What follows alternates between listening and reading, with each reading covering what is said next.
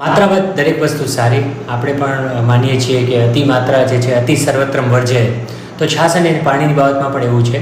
શરૂઆતમાં આપણે પહેલાં છાશની વાત કરીએ તો છાશ કે જેને આયુર્વેદમાં તક્ર તરીકે ઓળખવામાં આવે છે, તો એના ગુણો જે છે એ પ્રમાણે છાશ પચવામાં હલકી છે, પાચન શક્તિને પણ સુધારવાનું કામ કરે છે.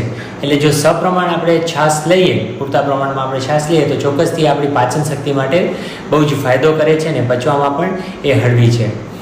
તદુપરાંત કફ અને વાયુના રોગોથી પણ આપણને બચાવે છે. તો નિયમિત રીતે છાશનું સેવન સપ્રમાણવત કરવું જરૂરી છે.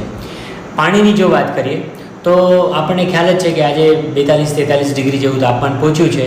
એવા સમયે જો પૂરતા પાણીનો ઉપયોગ થાય તો શરીર ડિહાઇડ્રેશન શરીરનું બચી જાય, શરીરની ધાતુઓને પોષણ મળે અને આપણને પણ આખા દિવસ દરમિયાન કામ કરવા માટે શક્તિ મળી રહે. પણ જો વધારે પાણી પીવામાં આવે તો એ અતિ માત્રામાં પાણી પીવાના કારણે આપણી પાચન શક્તિ મંદ થાય છે.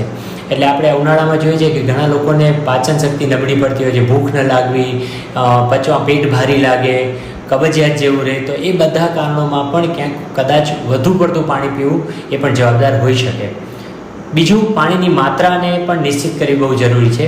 એક સામાન્ય યુનિવર્સલ લો એવો છે કે 4 થી 5 લીટર આપણે દિવસ દરમિયાન પાણી પીવું જોઈએ.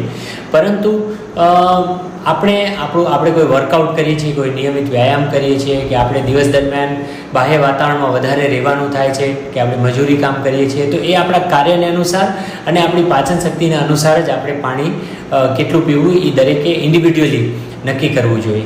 જો સપ્રમાણ પાણી પીવાય તો એ ધાતુઓને પોષણ કરે છે અને જો વધારે પડતું પાણી પીવાશે તો એ આપણી પાચન શક્તિ માટે નુકસાનકારક છે.